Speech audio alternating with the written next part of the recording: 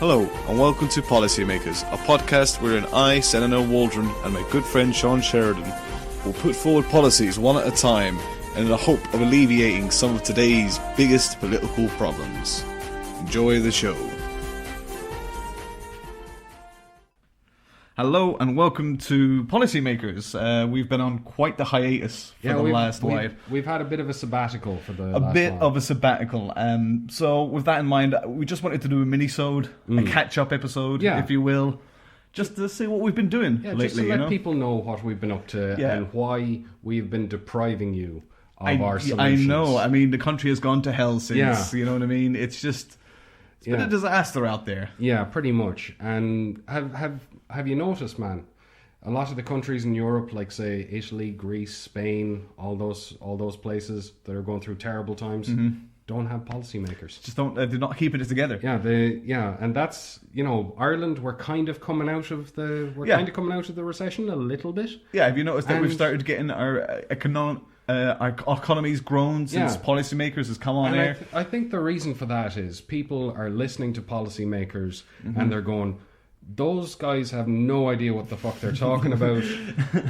We can't let them decide. We're going to have to come up with solutions ourselves. It seems like people are kind of going, oh, they're the future of Ireland? Yeah. Oh, no. They can't be having that. No. Won't be having that. Can't be having that. But yes, no, we've gone on quite a long summer sabbatical. So this is kind of a what I did on my summer holidays episode. This is very much what I did on my summer holidays episode. Like I said, a little catch up so, people know where we've been and what we've been doing. Absolutely, yeah. So, Sean, what have you been up to this last 6 months?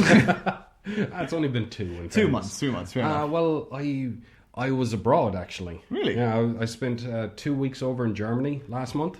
Wow. Right? And now, see, the thing is, I usually travel south when I travel, but I don't travel south during the summer. I usually go like September, October sort of time. Yeah. So the weather's still nice, but it's weather I can handle, right? Yeah. I mean, look at my skin, right? You got a dose of colour there, that's for sure. It's very, very pale, right? Yeah. I mean, because I for people who don't, I can't imagine why you're listening to this if you don't know me. But if you don't know me, I am a very pale ginger man, right? Yeah. And pale ginger men, we're known for a lot of things. We're very resistant to the cold. We have a higher pain threshold than just about anyone else, and our vigorous yet our passionate yet tender lovemaking skills are known throughout the world. I would say that's what you're most famed for around Ireland. But we're not known for heat, right? We're not known for dealing with heat. That is for sure. Second day I was there, I was in Germany. Second day I was in Germany was the hottest day in the recorded history of Germany. Wow. That's very hot. Yeah, and they include the firebombing of Dresden and that. Yeah. A day which is famous for being a bit humid. Yeah. It was a bit toasty that day. Yeah. It's 42 fucking degrees. 42 degrees? 42 degrees. That's hotter than the surface of the sun. Pretty much. You could actually cook a pizza in that weather. I actually wanted to go out on the street around noon with like a frying pan and 2 eggs just to see if I could do it. I'd say you could easily cook it again. 42 degrees, that's a phenomenal heat. Yeah. If my car got that hot, I'd be very worried about my car. Yeah, my missus is from Germany. I was going over to visit her, and it was so hot even she couldn't handle it. And she's from there. Yeah. That's pretty hot. And it was fun times. It was fun times over there. She brought me to the Cologne Gay Pride Festival. Wow, the Gay Pride Parade. She didn't tell me that we're doing this ahead of time. She just wanted to get the virgin reaction, I think. Yeah. And I just want to say, I've been to a few gay pride things here in Ireland, and I've been to the one in Cologne. Irish gays, you need to up your game. Yeah, you think so? You think they're just not doing it? No, I mean, look, it's, when they do it in Ireland, it's bright, it's colourful, it's happy, it's beautiful. It's gay. It's gay. Say. Yeah. And, but what they don't have is they don't have like 50-ish dudes in like pink fake leather assless chaps wandering down the street, just waving flags and with sparklers and shit. Yeah, they don't have that. You need to up your game. Is what I'm saying, Irish gays. Would you say that the Irish gays are a bit too conservative? I think they just might be. You think they're too conservative? I think even the Irish gays have got a bit of hangover Catholic guilt. Maybe, yeah. Maybe that's what it is. It's quite possible. I think that when you are being criticised for being too conservative by someone who's just come back from Germany, you might want to think about wearing a pair of shorts every now and again. Yeah, just saying. Put a bit more effort in. All right. Tell you what. Watch some old Devo music videos from the 80s. You'll get some good ideas from that. I'm sure there's some others. Find someone and dress them up as Whitney Houston. Go on, something like that. Yeah. And just try. Yeah, just put the budget in. Come on, guys. Jeez, between this and the gay marriage episode, I'm getting in trouble for this sort of stuff. Well, I don't know. I think maybe it's because, with the gay marriage referendum and now it's okay to be gay in Ireland, that they just don't try so much anymore. Yeah, you know what I mean? They really don't. Like in Germany, I imagine it's probably frowned upon generally. Maybe not. I don't think it's illegal or anything like that, but just generally frowned upon. So when they do that, look how gay I can be, I'm going to show it and shove it in people's faces. If anything, there's a mate of mine here in town, Steve Sharp. He won't mind me saying his name. He's a performer, and I have seen that dude wandering around in like full on wedding dresses and shit like that. Sparkles, leather, all that sort of buzz. Doesn't give a shit, and I have to say I admire that. I really do. And because he makes a spectacle. He puts it out there. Puts an effort into the spectacle. Yeah. And I admire that. Yeah, I like that. A bit of drama on the streets. Yeah, putting a bit of theatre. He's a musician. He puts a bit of theatre back into it. Yeah. I like that. Yeah, it's been a long time since we've had some great theatre acts / rock and roll. What else were you up to? A fine tour of the. Yeah, there was another thing when when I was in Germany. I figured, okay, I'm going to be nice. I'm going to be nice to the locals, and I am going to try my absolute hardest not to mention the war. Right. And my missus really tested this when she took me to a museum exhibit. 100 years of German history. Yeah. And that part that you'd think they'd skip? Yeah. They went into detail about that. Really? A lot of detail, right? Now, a lot of detail. Yeah. Now, they had this... An uncomfortable amount of detail, would you say? Not an uncomfortable amount of detail, but I actually learned some things I didn't know about that period of time. This was part of the exhibit, right? Mm-hmm. And as soon as I saw it, I wanted to steal it so fucking badly, right? It was in like a plastic Perspex case. Yeah. It was a board game made by the Nazi Party, where the aim of the game was to effectively bomb Britain. Wow, that's a great game. I know, will play that tomorrow. Yeah, I mean, you take the morality out of this for a second. I think Hasbro missing a trick there. Yeah. No. Like, I was fully expecting a blurb on the box. Fun for kids of all ages. Herman Hesse. That sort of thing. Yeah. But as soon as I saw it, and I've been telling that to people around the town. And as soon as I said it, was just like, can we download this off the internet or something? That would be... It just...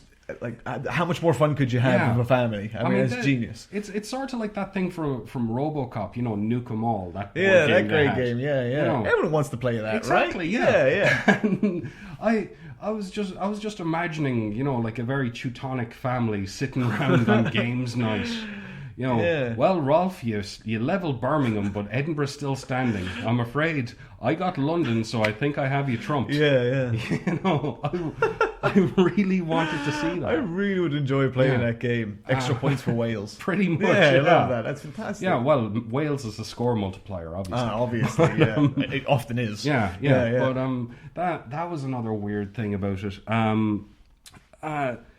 And one thing I've learned about the Germans is one of their stereotypes is very true. They absolutely adore rules, and laws and things like that, right? Yeah. Because I saw this. One of the nights I was out drinking, we were drinking in an Irish bar, first off. Because I thought, anytime I go abroad... You missed home, did you? Yeah, anytime I go abroad, I have to go to an Irish bar just to see how wrong they get it. Yeah. And Germans get it very wrong. Yeah, right? I imagine they're very off the mark. Oh, they're very off the mark.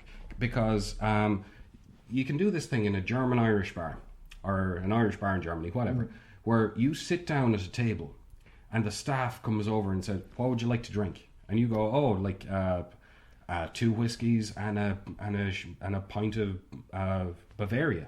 Yeah. You know?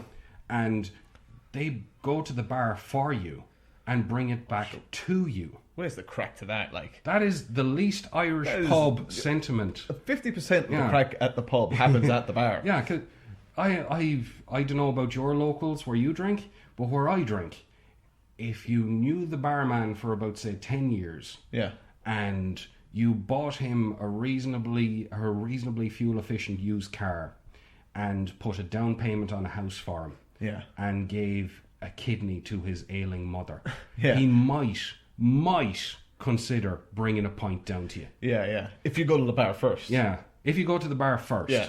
So you order a pint of Guinness, and every 2 minutes, I'll drop it down. Yeah. Yeah, that's being blessed. Yeah, that's being blessed. Yeah. So that's not a very Irish pub That's thing. very not. You know, so you just give them money and they go to the bar and bring your drinks back. Yeah. And, Strange people. it was brilliant because I got legless, but it didn't matter because I didn't need to use them. It's fantastic. But, that is always kind of the watermark, is how quickly you can get to the bar on your stool and back. Exactly, that's the great leveler. But when we're, myself and the missus were drinking for a good few hours, wandering back to her flat, nice happy drunk going on. Yeah. And I saw a bunch of teenagers who were all polluted drunk.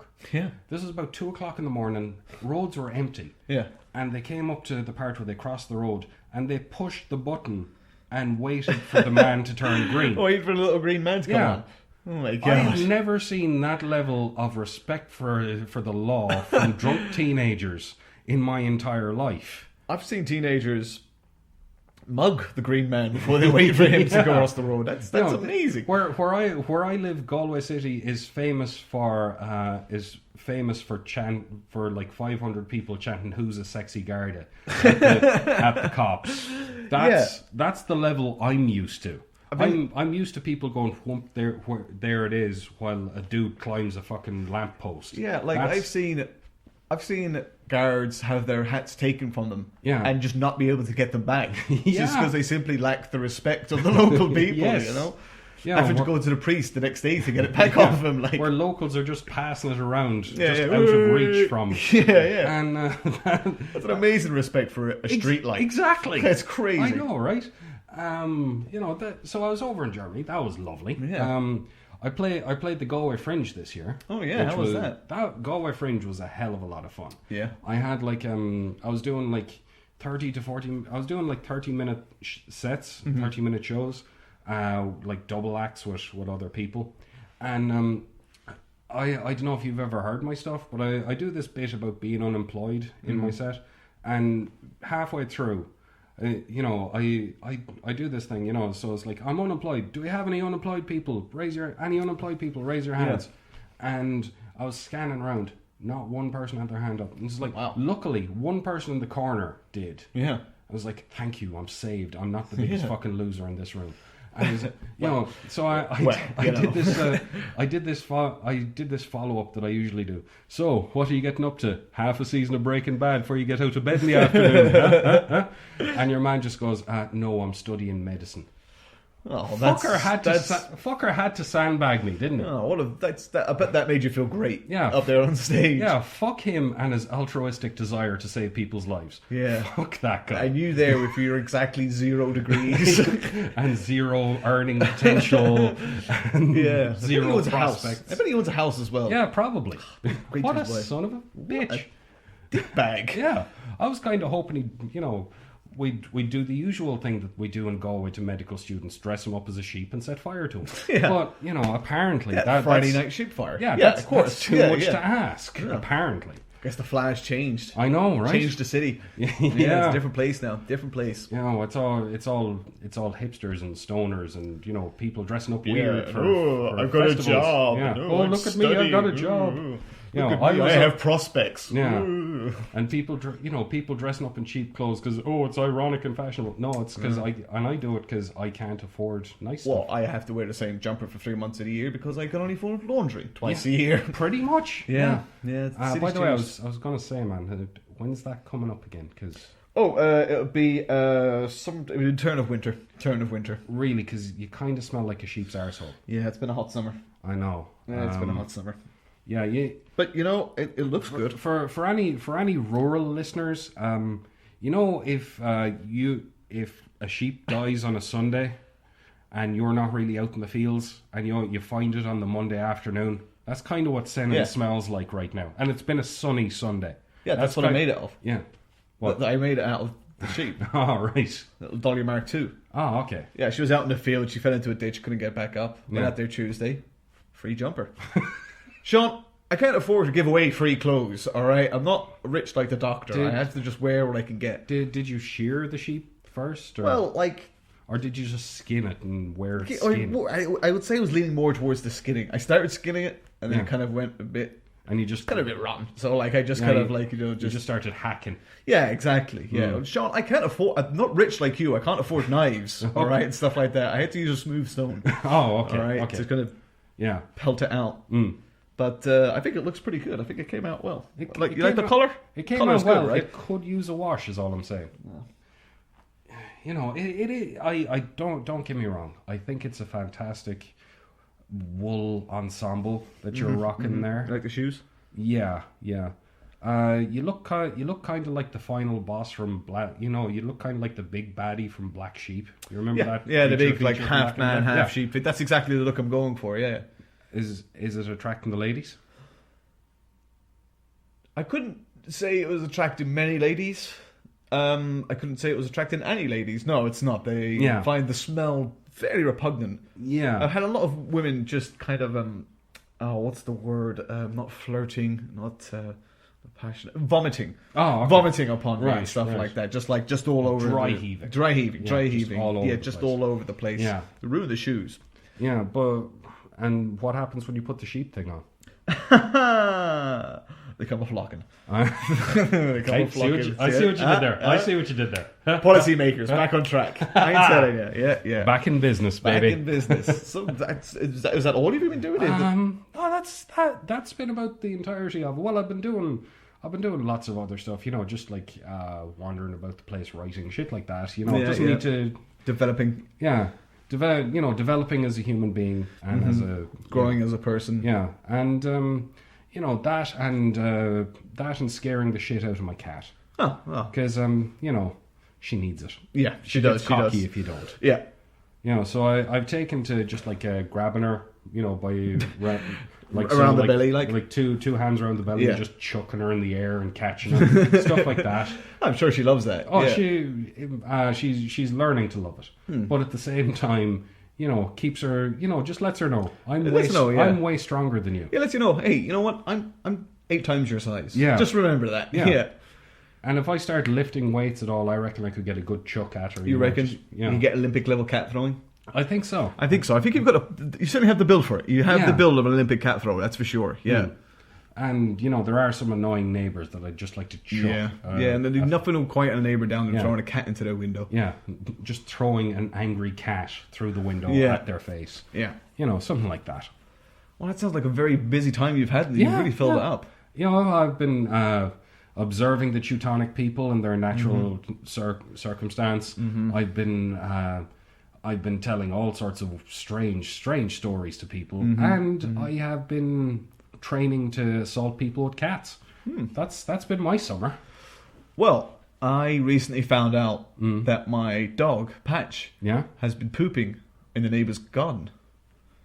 So it's been a busy couple of months for both of us. Then it's really and what happened? Nothing. It's fine. Yeah, it's been busy. There's been a lot of things going on in Mayo. Have you not gone to any of the shows? Any of the cultural? I didn't see. I couldn't diaspora that's going on in Mayo during the summer. See, I figured that she was just doing it in the corner of the garden, but it turns out she wasn't. She didn't. She prefers to go to the neighbour's garden. It's a bit further away, I think. Well, that's probably because you spent about the first 2 or 3 months you had her, you just kept watching her while she did it. Yeah, well... Just like staring at her. Well, yeah, I mean, that's one of the things that people do with dogs, we poop together, We live together, we sleep together, you poop together, No, I don't... Who does that? Well, that's what my mother used to always say. You live together, sleep together, poop together. Why have the dog and bark yourself? Come on, Sean. That's what people do, right? Right? Yes, that's what people do. That's what people do. Yeah. Yeah. So I should probably get a job or a girlfriend or something, huh? I think you probably should. Yeah, at least a hobby. No, I think what you need to do mostly is sit down with your ma and explain to her that you're supposed to poop alone. Are you? I mean, yeah, I'll totally do that. Yeah, it's weird that she doesn't. I know she doesn't. She doesn't poop on her own like old normal people do, as opposed to with the family. Yeah, I was wondering what that what that feed trough was doing in your bathroom. But now I know. Yeah, good old trophy.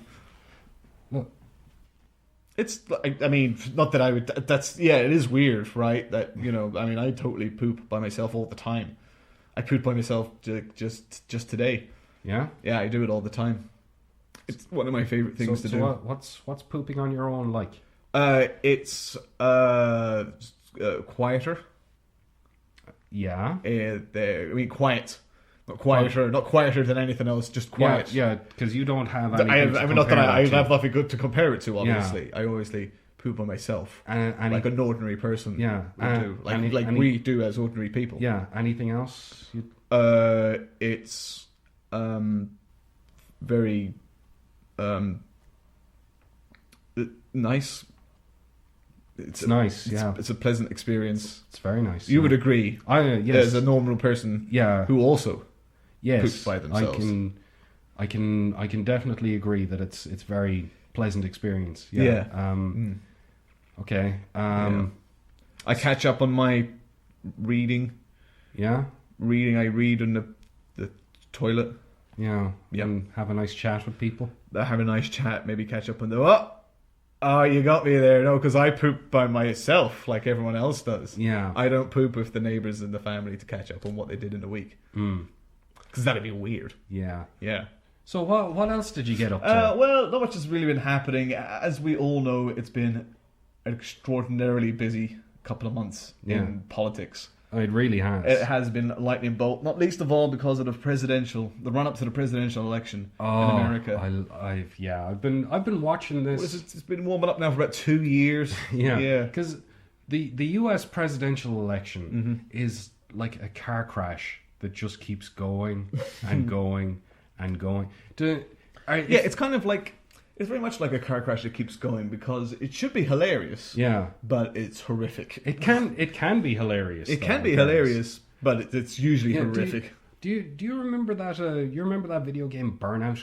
Yeah.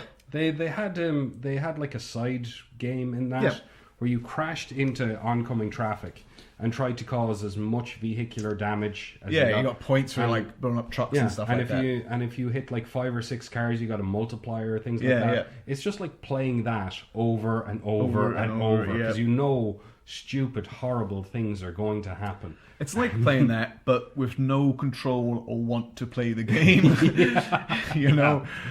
Yeah. Of course, we have to bring up the most ridiculous human being in the world. Donald Trump. He's my saving grace. Yeah, I feel like that we should talk about him because we're going over old territory. But the fact of the matter is, Donald Trump is like the new world of political comedy. There's really just so much of him out there. There's so many things he's doing and saying. See what he's like. Donald Trump is like a roller coaster ride. Yeah. In that it's extremely loud and annoying to everyone apart from the person at the very front of the roller coaster. Yeah. Yeah. Everyone else hates it. What we're in now with Donald Trump is we haven't seen a seam of this since 2001. Since George W. Bush became like an international figure. Yeah. And we haven't seen a rich, creamy seam of absolute wanton stupidity since then. Like everyone else, extraordinary. Don't get me wrong, some of them can have their moments. They can be a bit crazy and things like that. They say silly things. Maybe a tweet comes out that's a bit weird. Yeah, and they say silly things, or they have silly policies or something like that. But this guy, he's just like all of them combined. I think that's why he might be leading the polls, is because people are just like, he's so stupid and so dense. Like every word he says is like a pre-planned rehearsal in stupidity. That people are almost blinded. By him, by the amount of stupidity that's in it. Like, if you ever see like those American soldiers that have that camouflage, and the idea is to confuse the eye. Well, I think Donald Trump's main campaign is to confuse the brain. It's just to confuse the mind where you're like, he can't be that stupid. Surely he can't be that stupid. Like, well, I remember when his announcement speech happened, where he was saying, "I'm running for president," and in the middle of this, he said that most Mexican immigrants were murderers, drug dealers, and rapists. Now, some of them are okay. His exact words, some of them are okay, but because he said some and not most, he was implying that most of them were. And here's the thing. About 30% of registered voters in America are Latino. So it takes some balls to alienate 30% of the potential voter base in your announcement speech. I mean, I think I want him to run for president. Just so I could see how badly can somebody lose the presidential election? Because surely you can't lose more than say 49% of the vote. That's like the minimum you can lose by. I want to see what the maximum you can lose by. I want to see if he gets minus numbers in the States. I've been talking to some friends of mine through doing some other podcast ventures. I've come to know some Americans, some really cool, funny people, and I was talking to them about it. And a few of them have said, you know what, I might actually vote for him just to see what happens. Because I would love to see Donald Trump and Vladimir Putin in the same room at the same time. Like, they'd have to fight. They would just have to fight each other. Trump would, as soon as the cameras are gone, they're in the Oval Office. He'll just go, right, fucking put him up. Let's do this. Come on now. And Putin would kick the absolute piss out of him. Putin, being a fifth dan judo black belt, would tie him in knots and break every limb he has. I think that because Putin, like you said, is ex-KGB and the rest of it. I think Putin would kick the hell out of him. But I still think Donald Trump will win, because I don't think Donald Trump understands. I think he's too stupid to get the concept of losing. I don't know. I think even if all these bones are broken, he'll still stand up and say, "Well, I don't agree with you, you immigrant," and keep getting at them and getting at them and getting at them.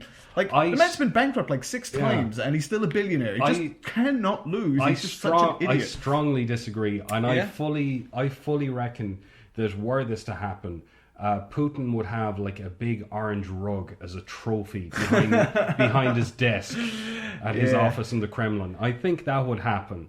And, I think he might turn his wig into one of those epaulets that they put on the shoulder, like a tiger. One of those things there. True, yeah. And as one other thing that people forget about Trump is he's one of those birther people. Birther? No, the birthers.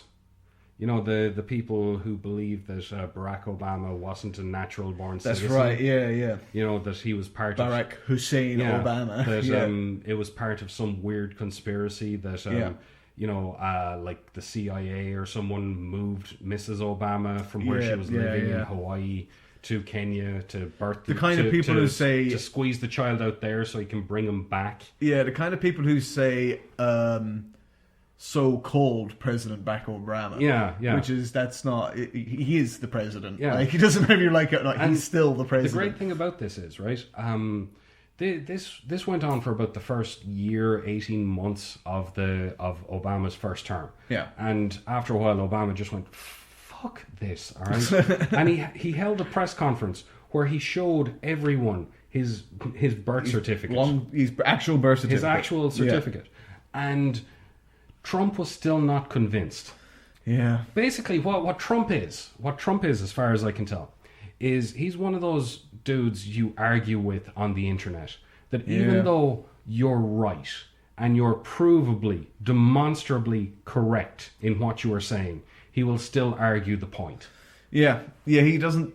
He's the Reddit troll candidate. That's what I'm saying. Yeah, he's a man who unfortunately symbolizes 90% of the internet. I think so, and that's why he's as popular as he is. He's essentially the white Kanye West. Yeah, because essentially the white Kanye West. There's a lot of people in America. There's a lot of people in the world who spend all of their time on the internet.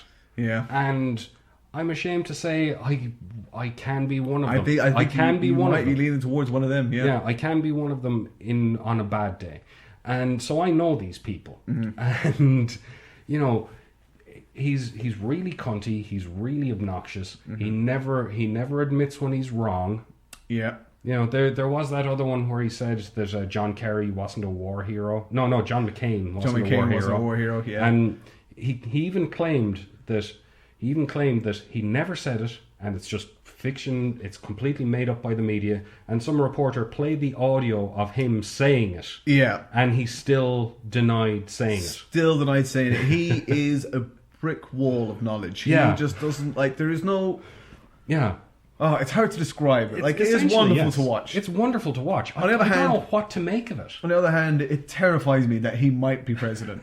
I mean, I feel like that maybe they'll elect him president, and then when he gets up to the podium to make his final speech, the big curtain comes down. Yeah, and Jeremy Beadle. Jeremy Beadle's out there. Oh, we got you. It's actually we put Barack Obama in for another 4 years. Oh, I got you. That'd be fucking amazing. That would be I just hope that's what they're doing, because I could not imagine that. Can you imagine his foreign policy? Oh, that'd be amazing. Oh my god. I want to build a wall around everything. There's been some strange things being said. Not just from Trump now. That guy who's running for the Democratic ticket, Bernie Sanders. There was the crazy socialist or whatever they call him. Yeah, he was giving a speech, his usual stump speech, and a whole bunch of in the aftermath of the Ferguson thing, this movement started called Black Lives Matter. Oh yeah, and they started trolling the shit out of his speech. Right. Now the thing is, here's the thing. He is the only person running for president who came out in favor of Black Lives Matter. Yeah. Not only that, he was a civil rights protester, civil rights activist back in the 60s. Yeah, that's right. And of all the people they could have chosen, they chose him. See, here's the thing. It's a very strange thing to me. America... I think it symbolizes America pretty much perfectly. That Bernie Sanders would be the perfect president, right? Yeah. He likes socialist programs. He wants to take more money off the rich and give it to the poor. He wants to make a sort of a federal education system, things like that. The problem is, America's not going to vote for Bernie Sanders. America's going to vote for Donald Trump. Yeah, I think that symbolizes exactly what's wrong with the US and all they now. I'll tell you what symbolizes it for me. There has been what I assume is a counter movement to Black Lives Matter called All Lives Matter. Okay. Right? And Americans say this with sincerity and no concept of the irony of the statement. Because these are the people, in the last 20 years, they gutted the EPA, the people who keep water and air clean. They gutted stop us poisoning each other on a daily basis. Yeah, they gutted the Occupational Safety and Health Authority. Yeah. The people who keep you alive while you're at work. And they feed each other McDonald's and Wendy's and Jack in the Box and Domino's. And I could go on with this. This is a very long list of things that they're very bad at doing. Yeah, and as well as that, I think they've in 1 week in July, cops in America killed more people than the British have in 150 years. Yeah, that's right. Yeah, it was in the month of July. The American police killed more people than the British. Yeah, which is pretty astounding. Which is fucking astounding. Which is good job. They're including when the British cops were dealing with the IRA. Yeah, I mean, you give the Americans something. They're very efficient at being stupid. Yeah, they truly really got it down. They've really evolved that. I know there are some Americans who listen to this show, and I want to apologize I'm sorry, but if we offend you personally, it's not an attack on you personally, but you have to admit the country you live in is fucking moronic. I'm sorry. Like, I mean, there's 300 million Americans. Yeah. I'd say about maybe say about 15, 20 of them are pretty intelligent. No, see that, and the rest of them are just. See, here's the thing: the Americans I know are nice people, are lovely people, intelligent people. Mm-hmm. You can have a conversation with them on any given subject, and they don't take themselves all that seriously. But there's a strain through their country that there's a rich seam of moronic behaviour in America. People who the people who came up with YOLO. Exactly. No other country in the world could come up with YOLO. Like, the internet could be a wonderful, beautiful tool for information, all the rest of it, but it's essentially run largely by the Americans, which explains why there's, I would say, about 80% pornography, about 15% pictures of either cats, dogs, or Jennifer Lawrence, and 5% sports. And the rest of it is just like, it's just, if that was run by any other country in the world, they would have put a stop to that. The English would have said, no, this will not do. This simply will not do. We need to get some culture. And the Spanish would have at least put on some paella recipes, but there was just, it's vapid. It's what it is. So now that we've alienated a bunch of our listeners, well, it's been.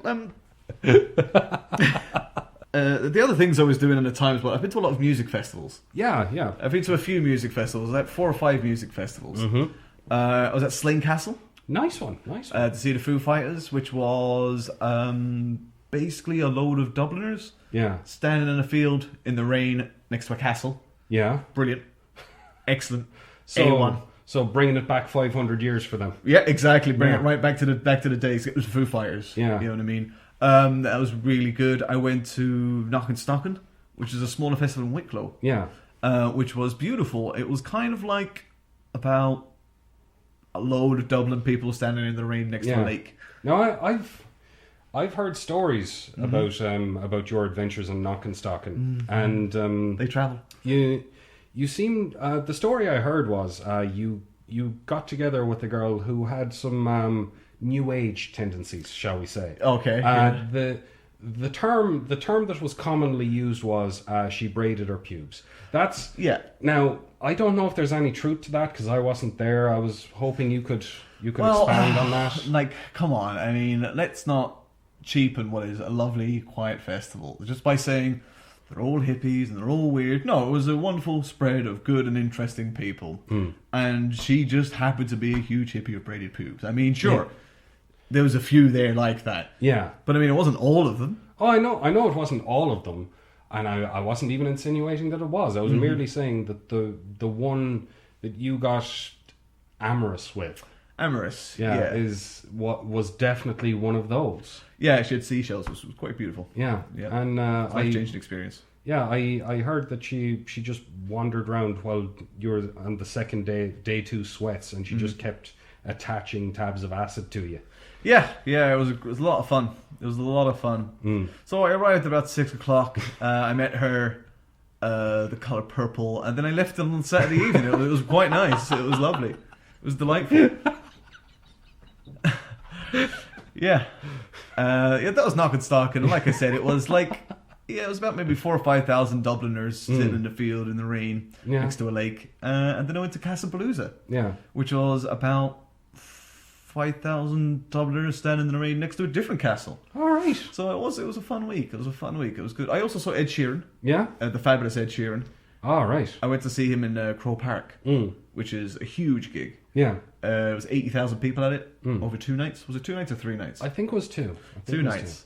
Yeah, we were calculating it that 2 nights, 160,000 people. That was about 5% of the population. Yeah. Which means he's more popular than the Irish League.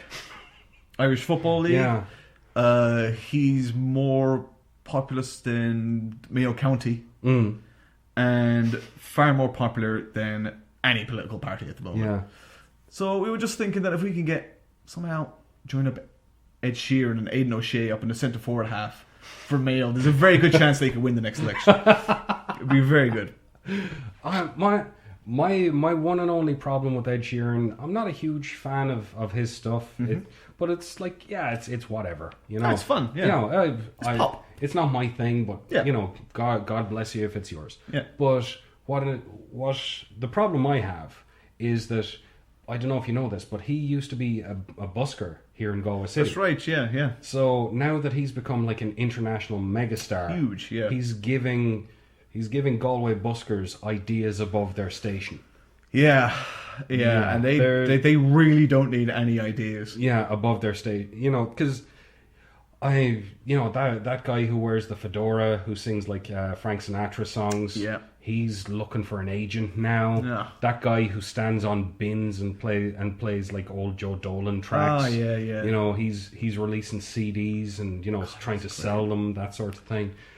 You know, they're just getting ideas above their station.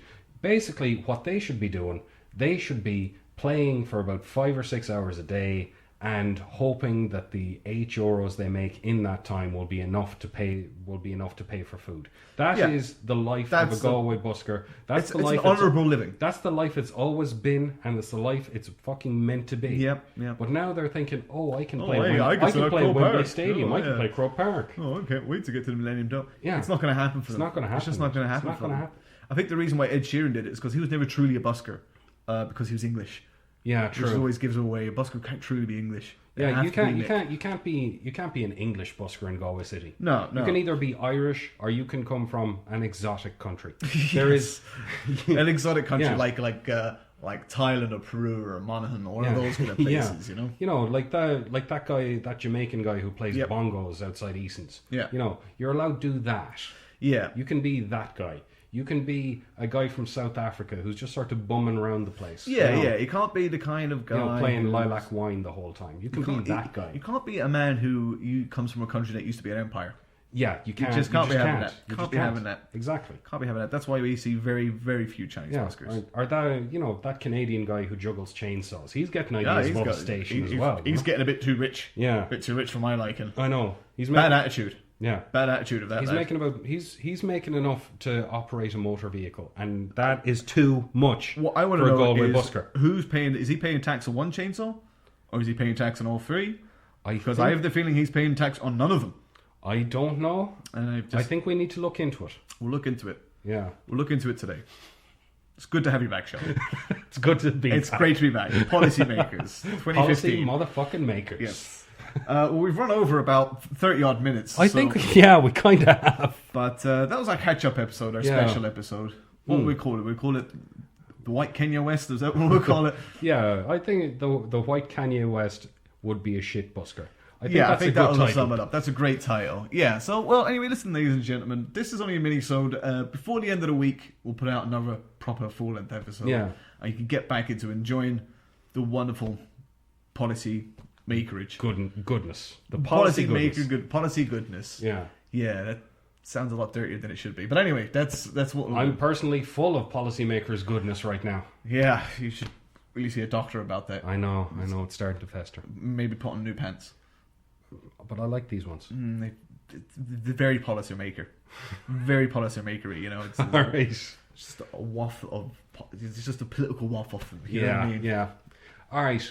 So with that, I think we should probably leave it there. Yeah, that's right. Now, as always, I've been Sean Sheridan. And I've been Senan Waldron. And we've been Policymakers. Go all in. You have been listening to Policymakers, a podcast written and produced by me, Senan Waldron, and Sean Sheridan. It was a Robot House production.